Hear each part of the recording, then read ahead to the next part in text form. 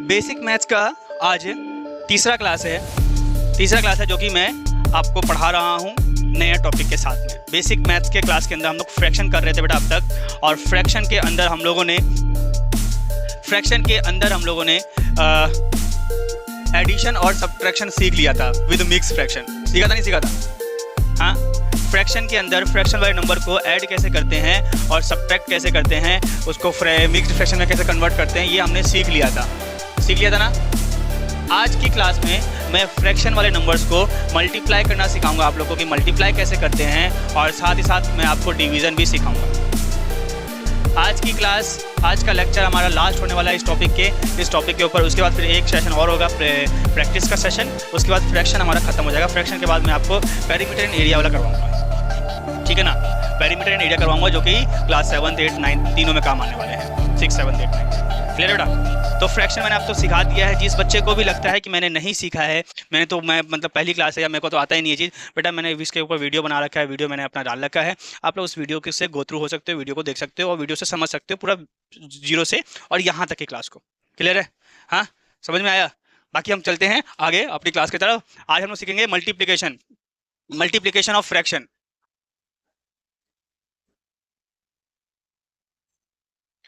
Fractions वाले number को multiplication करना है, ठीक है।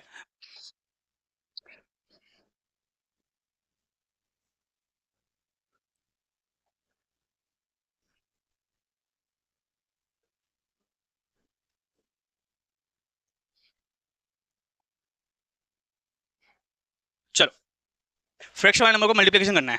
पहले सिंपल मल्टीप्लाई दूंगा मैं, जस्ट 2/5 मल्टीप्लाई 3/4। मल्टीप्लाई अपने आप में बहुत ही इजी है। मल्टीप्लाई अपने आप में बहुत ही इजी टॉपिक है। क्यों? क्योंकि इसके अंदर पहले जैसा झंझट नहीं है कि एलसीएम लो, डिनोमिनेटर को सेम करो, पहले ऐसा कुछ भी नहीं है। मल्टीप्लाई में क्या होता है, जस्ट न्यूमरेटर को न्यूमरेटर के साथ मल्टीप्लाई करो और डिनोमिनेटर को डिनोमिनेटर के साथ मल्टीप्लाई करो। समझ रहे हो बात को?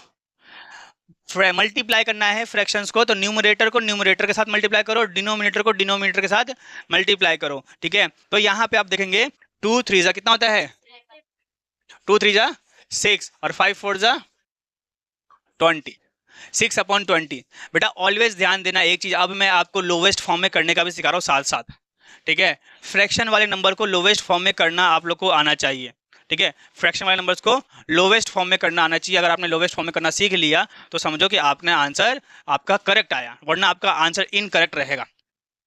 तो देखोगे, जब भी एक बात ध्यान देना कि जब भी अगर न्यूमरेटर और डिनोमिनेटर दोनों ही इवन नंबर हो, क्या हो, इवन नंबर हो, क्या हो, इवन नंबर। क्या होता है इवन नंबर? जिस भी नंबर के आखिरी में 0 2 4 6 8 आ जाए, जिस भी नंबर के आखिरी में 0 4 2 6 8 आ जाए, कोई दिक्कत नहीं है। देखो बेटा, ये तो 6 है, ये इवन नंबर है, ऊपर वाला भी, नीचे 20 है, दोनों इवन नंबर है। और जब भी ऊपर नीचे इवन नंबर आए और अगर आपको ये समझ में ना आए कि मैं इसको किस टेबल से काटूं, तो ऑलवेज 2 से काटो। पहले तो क्या करो, 2 से डिवाइड करो। अब अगर मैं इसको 2 से डिवाइड करता हूं बेटे, 6 के टेबल में 2 के टेबल में 6 कितने पे आता है, 3 पे, और 2 के टेबल में 20 कितने पे आता है, ठीक है। अब ये देखो, अब ये 3 तो ऑड नंबर है, 10 तो इवन नंबर है, कट नहीं सकता। कोई कॉमन टेबल में नहीं आ रहा है ना, कोई कॉमन टेबल में नहीं आ रहा ना बेटा। कोई किसी पहाड़े में आ रहा है दोनों के दोनों, 3 के पहाड़े में कहीं पे भी 10 होता है क्या? नहीं होता ना। मतलब ये हमारा फाइनल आंसर है, लोवेस्ट फॉर्म हो गया। ये क्या हो गया हमारा लोवेस्ट फॉर्म, फाइनल आंसर। समझ में आया? पक्का पक्का? हाँ, 3/5 1/7, 3/5 1/7। क्या करेंगे भाई, इसको न्यूमरेटर को न्यूमरेटर से मल्टीप्लाई करेंगे, डिनोमिनेटर को डिनोमिनेटर के साथ मल्टीप्लाई करेंगे। 3 1 जा 3, 5 7 जा 35। क्या ये दोनों नंबर क्या 3 के टेबल में 35 आता है कहीं पे? नहीं आता ना। तो मतलब ये खुद में क्या है, लोवेस्ट फॉर्म है। क्या है ये? लोवेस्ट फॉर्म है। समझ में आया बात को? समझ में आया बात? हाँ, पक्का पक्का? अब डिवीजन पे ध्यान देते थोड़ा सा। अब क्या करते हैं, डिवीजन को ध्यान देते हैं।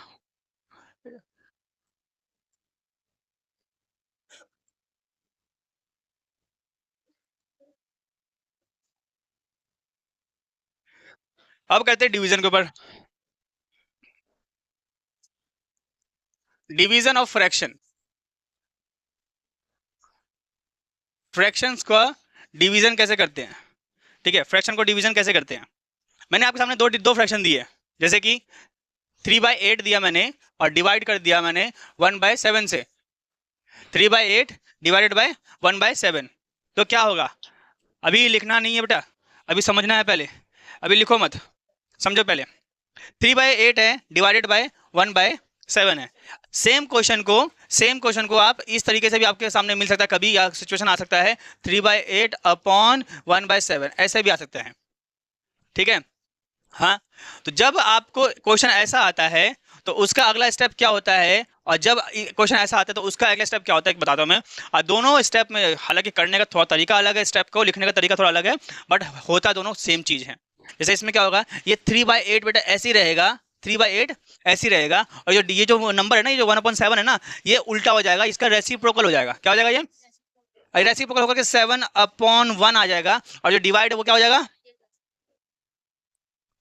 कितनों को समझ में आया ये बात? पक्का सबको आ गया? पक्का? कोई ऐसा तो नहीं कि जिसको नहीं आया? हाँ, जिसको नहीं आया बेटा पूछ सकता है मेरे से, खुल के पूछो, मना नहीं है, पर जिस दिन मैं पूछ लिया तुमने नहीं बताया तो उस दिन बहुत दिक्कत हो जाएगा। समझ में आया बात?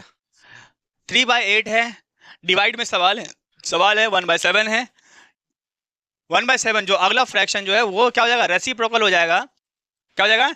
रेसिप्रोकल, हिंदी में बोलते हैं व्युत कर्म। हिंदी में क्या बोलते हैं इसको? व्युत व्युत व्युत कर्म। आधा व य बड़े की मात्रा त, व्युत कर्म,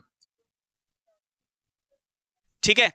तो ये हो जाएगा, और फिर आप सीधा डायरेक्ट जैसे मल्टीप्लाई करते हो वैसे मल्टीप्लाई कर देंगे इसको, जैसे मल्टीप्लाई करते हैं वैसे मल्टीप्लाई कर देंगे। 3 7 जा 21, 8 1 जा 8, आ गया आंसर, फाइनल आंसर आ गया।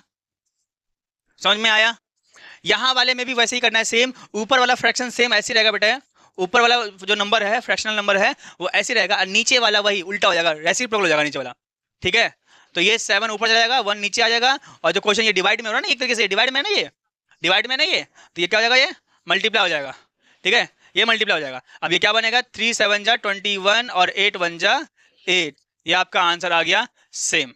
समझ में आया बात? क्लियर है सभी को? किसी को कोई दिक्कत तो नहीं? हाँ पक्का? चलो बेटा, अब इसके ऊपर मैं आपको थोड़ा सा देता हूँ, क्वेश्चन देता हूँ, वो ये पहले ये लिख लो, देन क्वेश्चन दूंगा, क्वेश्चन सॉल्व करना, ठीक है।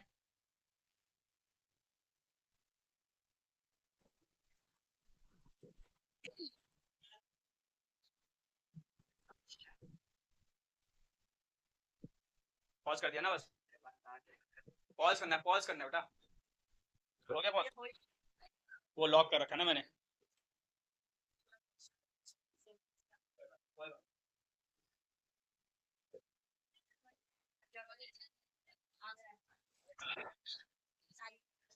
हाँ जी बच्चों, तो फ्रैक्शन के आपने मल्टीप्लाई और डिवाइड के क्वेश्चन को देख लिया, सीख लिया। अब मैं एक दो क्वेश्चन और देने वाला हूँ मल्टीप्लाई और डिवाइड पे ही, और उसके बाद फिर मैं मिक्स दूंगा, बोर्ड मास की तरह सवाल दूंगा, जिसके अंदर आपके एडिशन के भी रहेंगे, सब्ट्रैक्शन के भी रहेंगे, डिवीजन के भी रहेंगे, मल्टीप्लिकेशन के भी रहेंगे। क्लियर है बात? हम्म, और सॉल्व करेंगे, ठीक है।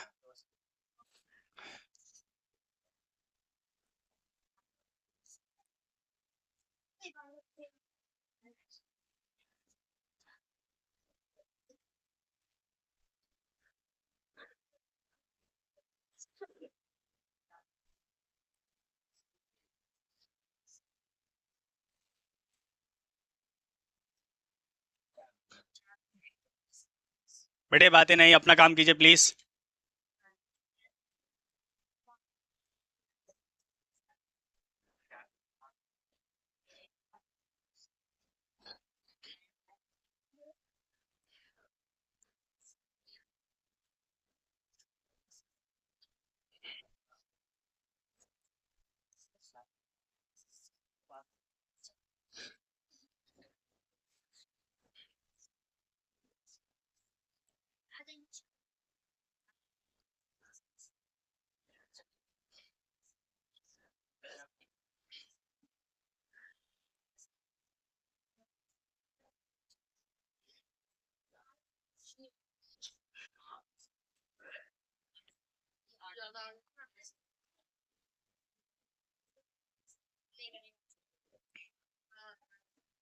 करो ये सवाल बेटा आप लोग।